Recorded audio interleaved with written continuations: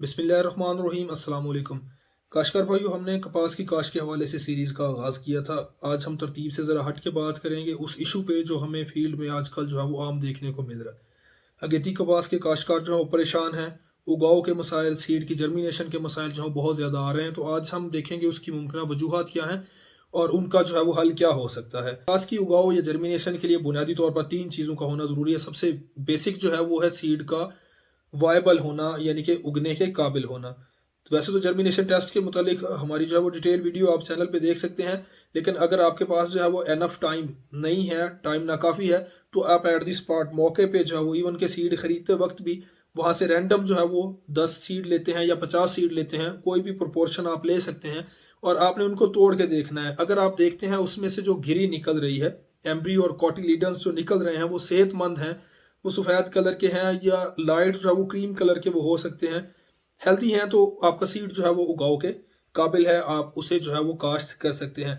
लेकिन अगर खुदा ना खास्ता वो स्याह रंग का, वो ब्राउन रंग का या जो है उसका कलर किसी और वजह से जो है वो डैमेज्ड है, ब्राइट नहीं है, हेल्दी नहीं नज़र आ रहा, उसके ऊपर फफूंदी है, फंगस के जो है वो असरात हैं, तो आपका सीड जो है वो उगाओ के काबिल नहीं है। और आप इसी से जो है वो परसेंटेज भी निकाल सकते हैं कि आपका सीड जो है वो कितने परसेंट जर्मिनेशन वाला है।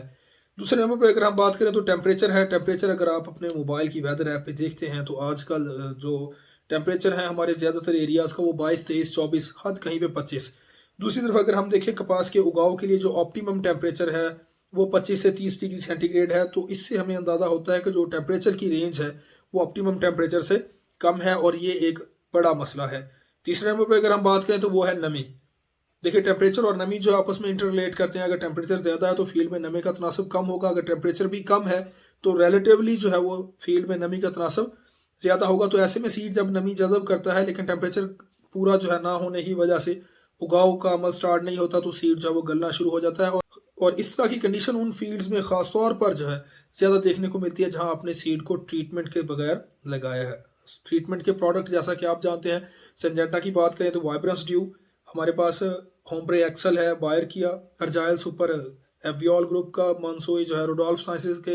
इसी तरह से बहुत सारे प्रोडक्ट हैं जो बुनियादी तौर पर जो है वो एक फंजीसाइड और एक इंसेक्टिसाइड, फंजीसाइड टैबोकोनाजोल, अजॉक्सिस्ट्रोबन, पैराक्लोस्ट्रोबन, प्रोपिकोनाजोल कोई भी हो सकती है।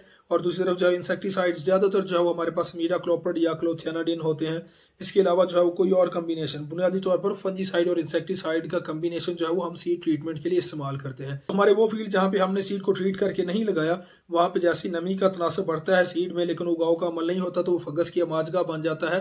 फंगस के अटैक के ज़ेर असर जो है वो सीड आपका गलना शुरू हो जाता है और उसका जो उगने का अमल था मुतासर होता है और सीड अल्टीमेटली जो है वो डैमेज हो जाता है, वो उगाव के काबिल नहीं होगा। तो हमारे ऐसे तमाम फील्ड जिनको लगे हुए आज 10 से 12 दिन या इससे ज़्यादा देर हो चुकी है, तो आप फील्ड में जो है वो सीड को रैंडमली निकाल के देखें। अगर आप देखते हैं कि सीड को दबाने से उसमें से जो कॉटिलीडन निकलता है वो सेहतमंद नहीं है, वो पिचका हुआ है, वो गला हुआ है, तो खुदा न खास्ता सीड जो है वो डैमेज्ड है, उसके उगने के चांसेस ना होने के बराबर है। जब भी आपने कपास लगानी है, पहले तो मौसमी असरात को देख लें। बारिशों का सिलसिला है, इन दिनों में आप कपास काश्त ना करें।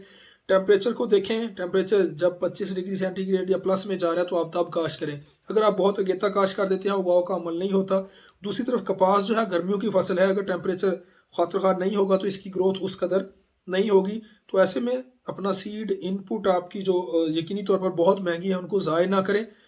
टेम्परेचर को देखें। उसके अलावा जो है वो कपास के सीड को ख़ास तौर पर 15 मार्च तक तो हर सूरत में आपने ट्रीट करके लगाना है। वैसे तो अगर आप इवन के अप्रैल, मई, जून के स्टार्ट तक भी लगाते हैं तो सीड ट्रीट करके लगाना बहुत ज़रूरी है, क्योंकि ये ना सिर्फ जो है फंगस के खिलाफ मुदाफ़ियत देता है, उगाव बेहतर होता है। दूसरा, इब्तदाई स्टेज पे जो रस चूसने वाले कीड़े हैं, एफर्स हैं या दूसरे हैं, उनके खिलाफ भी जो है पौधे को मुदाफ़ियत देता है। सीड ट्रीटमेंट के बगैर सीड को हरगिज़ नहीं लगाना।